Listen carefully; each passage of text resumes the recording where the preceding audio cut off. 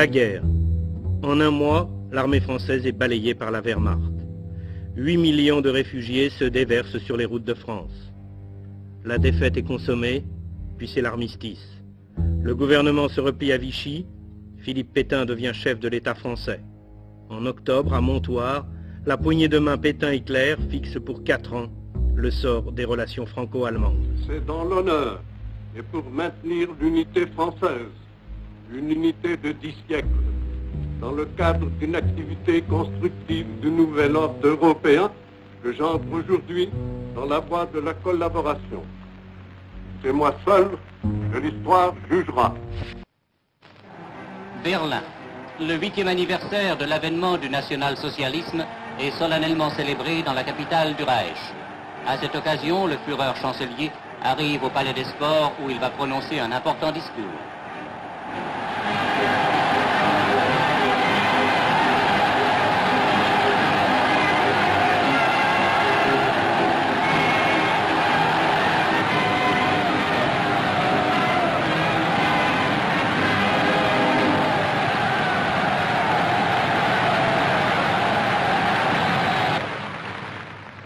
L'année 1941, j'en ai la conviction, a déclaré le Führer en parlant de l'ordre nouveau, sera l'année historique du grand regroupement de l'Europe.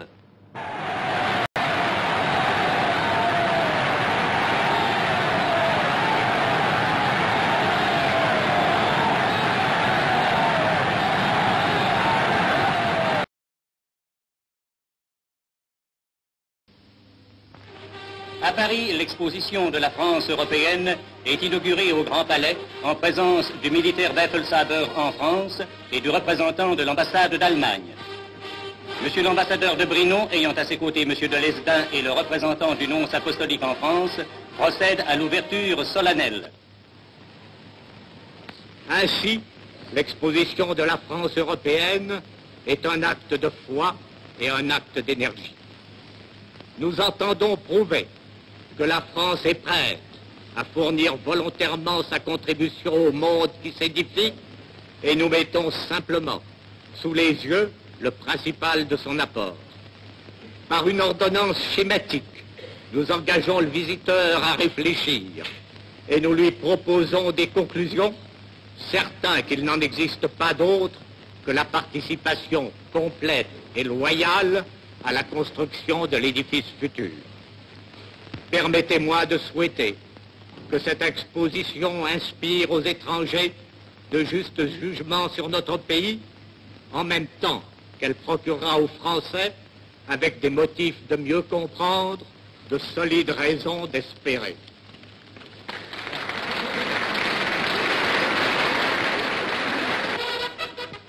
Le cortège officiel parcourt les stands de cette manifestation, la plus importante des expositions que Paris ait connue depuis 1937.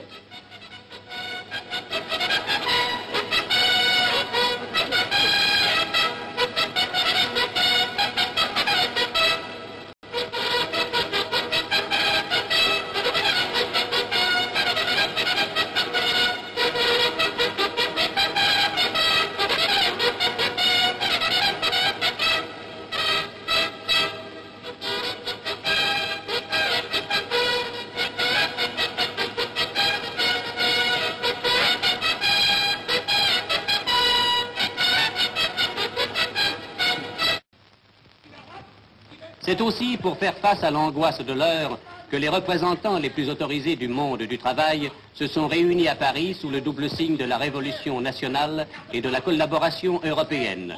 L'allocution de Ménard. Où je parle, m'adressant à des militants syndicalistes ouvriers qui ont espéré et pensé toute leur vie dans la révolution. C'est au moment où je m'adresse à des hommes qui ont espéré dans la paix parce que l'objectif du syndicalisme c'était d'aboutir à la paix entre les peuples, et bien que la France, dans les circonstances où nous sommes, n'abandonne pas sa mission, n'abandonne pas sa tradition, qu'elle s'intègre dans l'Europe pour faire la révolution et la paix entre les peuples. Ray lui succède à la tribune. Les Français, et c'est à leur honneur, continueront à penser français.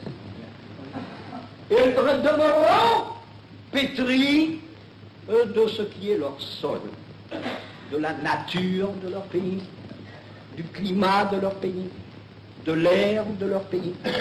De Marmande, qui est l'historien de Proudhon, sait que lui n'avait pas distingué les gens de ce côté du Rhin et ceux de celui-ci. Il avait dit, les Rhénans respirent tous les deux le même air et ils pensent de la même façon. La ligne du Rhin est une ligne artificielle, avait dit Proudhon.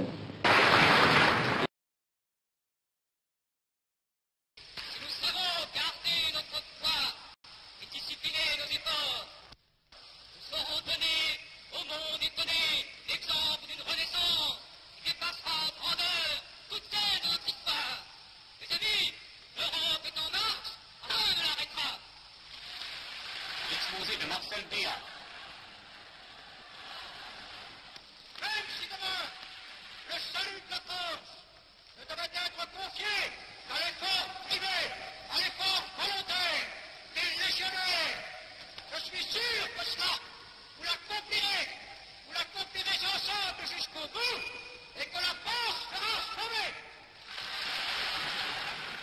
Clémentine. La France qui a été battue, ce n'est pas le peuple français, c'est la bande de salauds, de juifs et de capitalistes qui nous dirigeaient. La lutte qui est ouverte contre le bolchevisme doit se terminer par son écrasement. Sans l'écrasement du bolchevisme, pas d'Europe.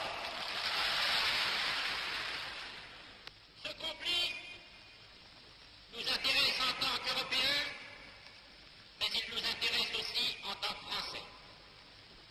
Disons-le tout net, si la France veut rester une puissance européenne et mondiale, si la France veut rester digne de l'Europe, il faut qu'elle se batte avec elle contre le bolchevisme. Il n'y a pas d'autre issue pour nous.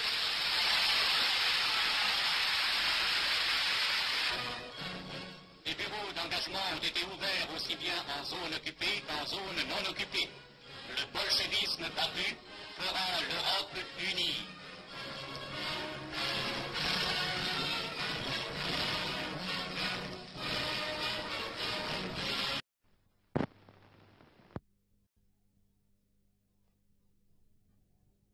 La Légion des volontaires français. C'est à Versailles, à la caserne Borgnis-des-Bordes, que s'est rassemblé le premier contingent de la Légion anti-bolchevique. Ces jeunes Français, rentrés pour la plupart dans leur foyer depuis quelques mois à peine, se sont engagés avec le consentement du maréchal afin de participer à la croisade de l'Europe contre le bolchevisme. Au drapeau! Les trois couleurs s'élèvent dans le ciel de l'Île-de-France pour la première fois depuis 15 mois.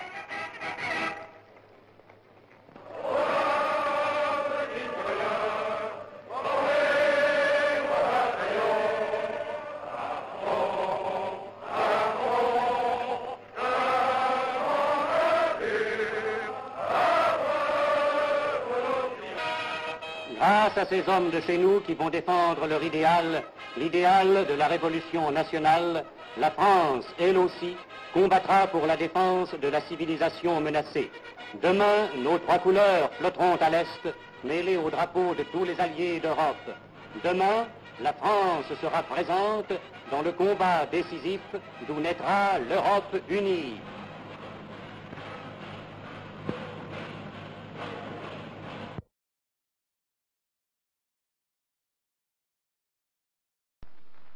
Ma présence au gouvernement a une signification qui n'échappe à personne, ni en France, ni à l'étranger. J'ai la volonté de rétablir avec l'Allemagne et avec l'Italie des relations normales et confiantes. Je souhaite la victoire de l'Allemagne, parce que sans elle, le bolchevisme demain s'installerait partout. Ainsi donc, comme je vous le disais le 20 avril dernier, nous voici placés devant cette alternative, ou bien nous intégrer notre honneur et nos intérêts vitaux étant respectés dans une Europe nouvelle et pacifiée, ou bien nous résigner à voir disparaître notre civilisation. Je veux être toujours vrai. Je ne peux rien faire pour vous sans vous. Nul ne saurait sauver une nation inerte ou rétive. Seule l'adhésion du pays peut faire d'une politique sensée une politique féconde. Je sais l'effort que certains d'entre vous doivent faire pour admettre cette politique. L'éducation que nous avons généralement reçue dans le passé ne nous préparait guère à cette entente indispensable. J'ai toujours trop aimé mon pays pour me soucier d'être populaire. J'ai à remplir mon rôle de chef. Quand je vous dis que cette politique est la seule qui puisse assurer le salut de la France et garantir son développement dans la paix future, vous devez me croire et me suivre.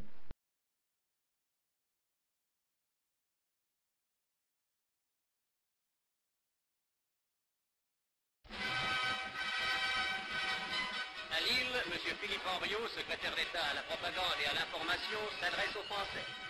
On a salué tout à l'heure le maréchal.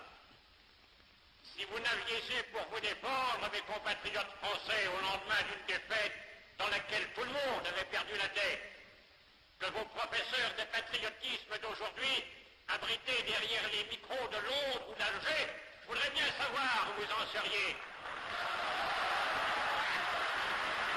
Le maréchal disait un jour, avec un sourire mélancolique en faisant présent ma présence, les Français me reprochent d'avaler des couleurs. C'est vrai que j'en avale beaucoup, et je n'ai même pas, moi, la consolation de leur expliquer que chaque fois que je m'y résous, c'est pour leur épargner à eux des mots plus grands que je n'ai même pas la possibilité de leur dire. Alors, jugez mieux, jugez plus sainement. On nous dit que nous ne sommes pas des patriotes parce que nous acceptons la politique de collaboration avec l'Allemagne, parce que nous pensons qu'il y a là une opération européenne indispensable. On nous dit que nous ne sommes pas des patriotes, nous qui acceptons le fait de la défaite, qui en avons le cœur aussi meurtri et aussi déchiré que vous, et qui entendons partir de là courageusement pour faire les efforts nécessaires et remonter avec des méthodes françaises, sous des chefs français, pour assurer un relèvement français. Et c'est vous qui nous dites que nous ne sommes pas des patriotes, vous qui avez tellement perdu la foi dans votre patrie que vous ne comptez plus que sur l'étranger pour lui rapporter ce qu'elle a perdu.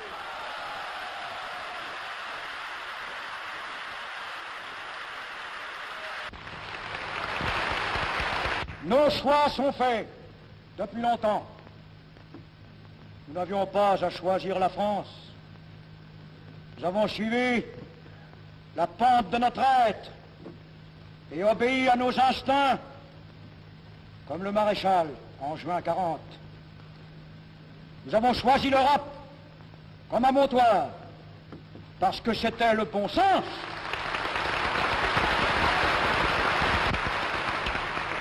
Et parce qu'aucun autre cadre ne s'offrait à nos destinées collectives. Et nous voici maintenant patrons, techniciens, ouvriers, serviteurs de l'État, en face des plus dures épreuves. Nous ne tiendrons que si nous nous tenons serrés les uns contre les autres, solidaires et fraternels. Les Français vont faire, face à la mort, un pacte d'unité et d'amitié qui se passera de formules et de palabres. Si vous daignez enfin tous comprendre ce qui est accompli, admettre l'irrévocable et vous jeter d'un cœur joyeux vers l'avenir, tout sera sauvé, le cœur et l'esprit.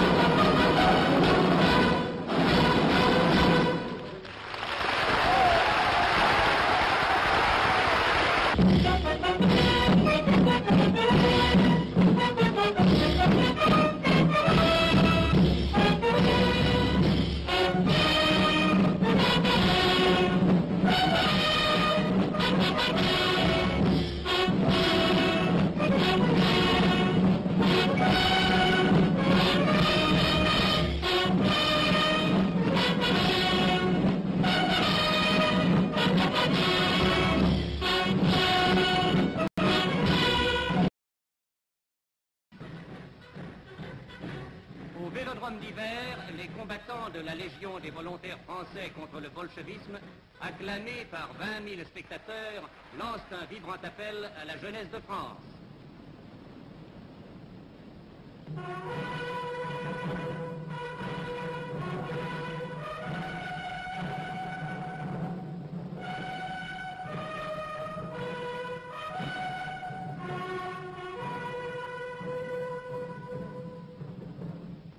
Le commandant de Messine prend le premier la parole. Bousculés, écrasés, assommés à coups de vérité dans ce peuple qui s'endort. Cinglés, flagellés, voyez cette jeunesse désaxée.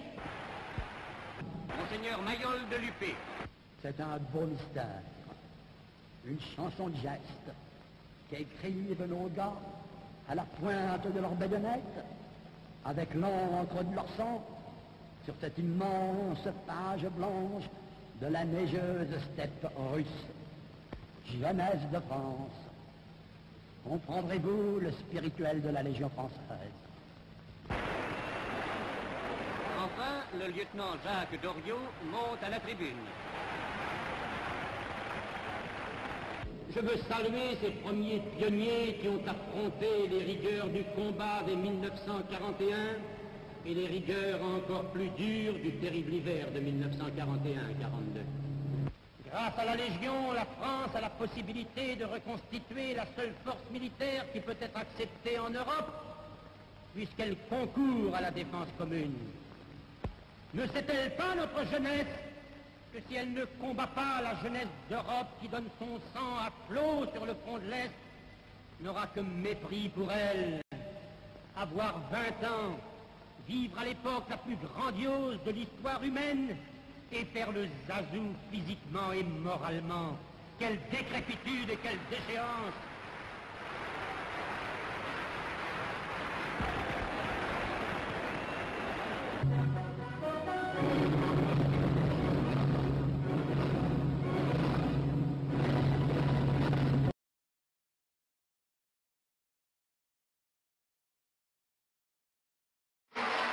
En pensant à l'étrangeté de cette journée, je veux vous dire une chose.